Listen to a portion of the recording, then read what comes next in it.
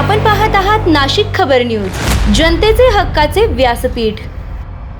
नाशिक जिल्ह्यातील बालकांचं आरोग्य सुदृढ ठेवून कुपोषणाचं प्रमाण कमी करण्यासाठी सर्व संबंधित विभागांनी समन्वयानं काम करावं, तसेच जिल्हा कुपोषणमुक्त करण्यासाठी प्रभावी उपाययोजना राबवाव्यात, अशा सूचना जिल्हाधिकारी आयुष प्रसाद यांनी दिल्या।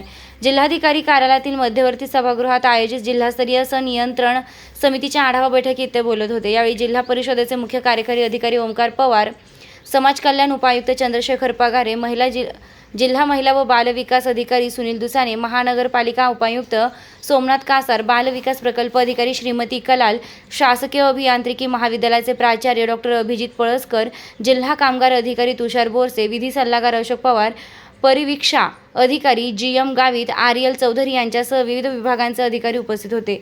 जिल्हाधिकारी प्रसाद म्हणाले की जिल्ह्यातील सॅम आणि मॅम बालकांची तात्काळ ओळख करून त्यांना आवश्यक औषधोपचार व पौष्टिक आहार उपलब्ध करून द्यावा। अशा बालकांची नियमित तपासणी करून त्यांच्या पोषण स्थितीत सुधारणा करण्यासाठी विशेष प्रयत्न करावे। तसेच अंगणवाडी स्तरावर प्रत्येक महिन्याच्या मातृवंदन दिनी गर्भवती व स्तनदा मातांसाठी पोषण आरोग्य आणि बालसंगोपनाबाबत मार्गदर्शन सत्रांचं आयोजन करण्यात यावं। पोषण आहार ट्रॅकर ॲपचा प्रभावी वापर करण्यासाठी अंगणवाडी सेविकांना प्रशिक्षण देण्यात यावं। तसेच अमृत आहार योजना प्रभावीपणे राबवून बालकांना पूरक पोषण उपलब्ध करून द्यावे।